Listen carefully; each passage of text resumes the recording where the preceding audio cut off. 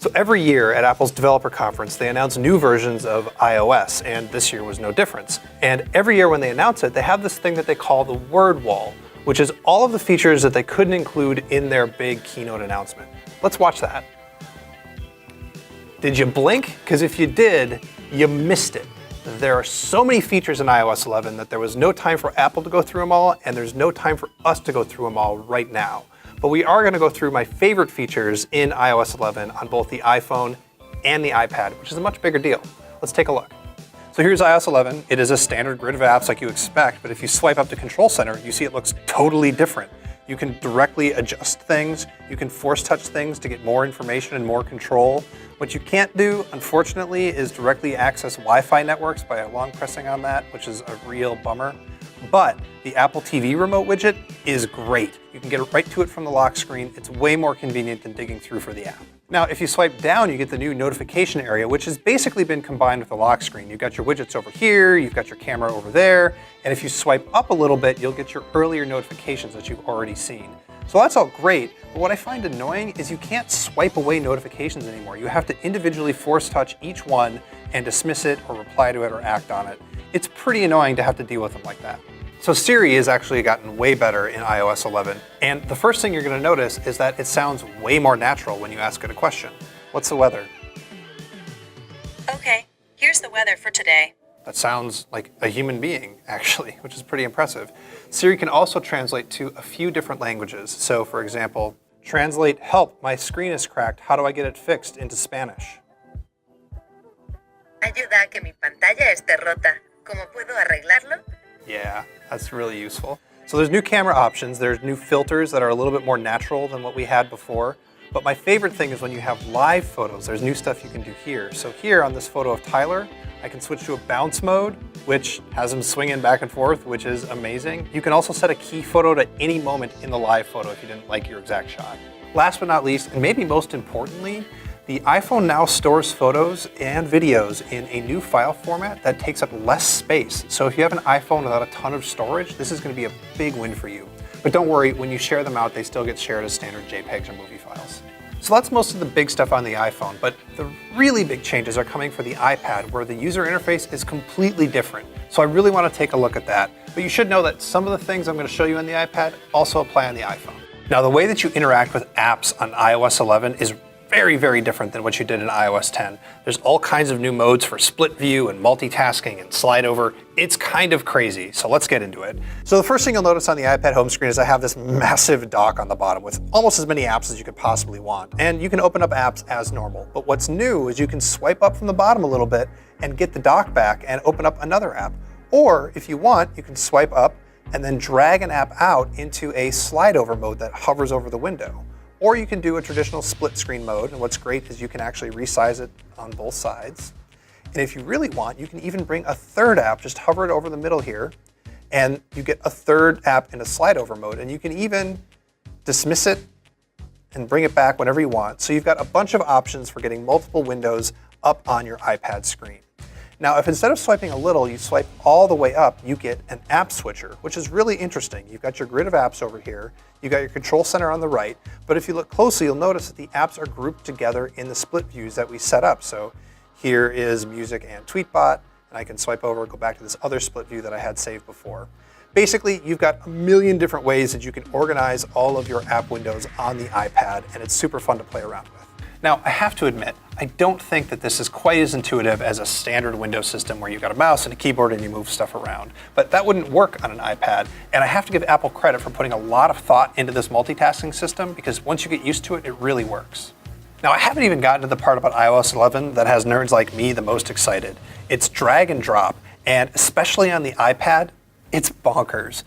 So let's show you some drag and drop stuff. Now, you can do the stuff you'd expect. So if you're in a split view, you can take a link, drag it over into the Notes app and have the link populate there. But where things get really interesting is when you want to drag multiple things. So for example, in the Photos app here, I can start dragging this photo, but then use my other hand to add more photos to the things that I'm dragging. And now I've got this object and I want to put it somewhere, and I can swipe up the dock, I can go to the home screen, I can open up a text messaging app or whatever, but where I want to put this stuff is the all-new Files app, which I am incredibly excited about. So I can just throw this on my desktop, and now they're just going to show up on my Mac's desktop when they sync over. Now this Files app is also awesome because in addition to the iCloud Drive stuff, which is what you'd expect, they're also going to be adding support for Google Drive and Dropbox. That's all coming. There's also recent files. And the reason all of this matters is you're going to be able to have apps and have them have access to photos and files and all sorts of other stuff without having to deal with the usual hoops you used to have to jump through with the share sheet in iOS. That is not a thing we've been able to easily do on an iPad before, and it means that making this thing your main device is going to be a lot easier now. iOS 11 also makes way better use of the Apple Pencil, and there's a lot of stuff you can do now that you couldn't do before. Now, if you have an Apple Pencil, you can double tap the lock screen and you can immediately start taking a note without unlocking your device. This will get saved, and if I want to search for it later, Apple does OCR on the screen and that word will get recognized. But you know, honestly, one of my favorite features in iOS 11 is the new screenshot. So on both the iPad and the iPhone, you take a screenshot, it puts this little dude down in the corner. You can swipe it away, or you can open it and immediately start annotating it. So you can crop it down to just the section that you want, and you can draw your little arrow, draw your little smiley face, and then share it out, save it, do whatever you want with it.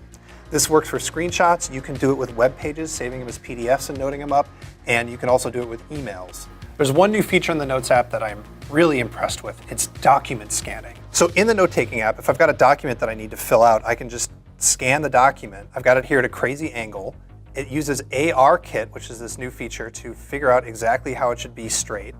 So I'll just save it, look at my scan, it's nice and straight, and then I can immediately start annotating it and filling it out before I send it off to get my subscription to this magazine. It's really impressive. We've been going for a while now, but there's a bunch of other little features on iOS 11 that I really want to mention. So on the iPad, there's a new feature on the keyboard where you can flick down on letters to get their alternate keys, which makes typing passwords way easier. Now on the iPhone, the trick with the keyboard is you can hold your finger down on the globe and shift the keyboard over to the right, so it's easier to type with one hand if you're using a big phone like an iPhone 7 Plus. And I gotta tell you, I've barely scratched the surface on all the new stuff that's in here. So for example, if we look at settings, you may have noticed in other apps, but it's here too, there are big bold headers at the top of all the apps, which makes it easier to see where you are, I guess, but I just think it looks nice.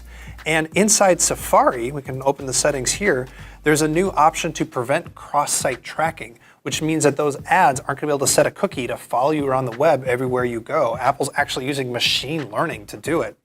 There's other stuff too. I really like the updates to Apple Music. It has those big bold headers, but Apple's trying again to do a little social thing here. You can see what your friends are listening to. The NFC chip on the back is no longer locked just to Apple Pay. Other apps can use it to read stuff. You can read QR codes with the camera. iMessage has a ton of new stuff. You can get easier access to all the little apps. You start sliding over and they get really big, so they're easier to find. Later on, you're going to be able to use Apple Pay to send money to your friends directly right inside iMessage. There's a new feature called iCloud Sync that syncs your iMessages better across multiple devices so you don't have to wait for them to update. That same iCloud Sync also works in Photos, so when you identify a face on your iPhone, that same face shows up on your iPad. You don't have to do it twice, and all of that stuff is encrypted end-to-end in the cloud so that if the government asks Apple for it, Apple won't be able to do it because all the keys are local to your device, so you know it's safe and encrypted. It's just, it's a lot. All right, so iOS 11 is coming out in the fall, and obviously you're going to upgrade. Everybody always upgrades. But the question is, should you install the beta that's available to the public right now? And the answer is, I would wait. If you have an iPad, it's pretty solid there, and if it's not your main device, it's probably worth installing, actually. It's a lot of fun to play around with the new multitasking features. I really like it. But on your main iPhone, it's not quite ready yet. I've had some battery drain issues, I've had the phone get really hot, and there's a bunch of features that just aren't here yet, like Apple Pay. So it's okay to hold off on your phone. Install it on a secondary iPhone if you happen to have one. So there are just a ton of new features in iOS 11. I think that it does a better job than any version of iOS has ever done at making the case that the iPad can be your main computer. And I think that's really interesting. And on the iPhone, there's just a bunch of stuff that we've been asking for, and even some stuff we didn't even know we wanted. It's really great. This is, by far, the most ambitious update to iOS 11 that I've seen in a very long time. Because it's nerdy, but it's super weird. No, start over. Now, I haven't even gotten to the part about iOS. You still good? Yeah. Cool.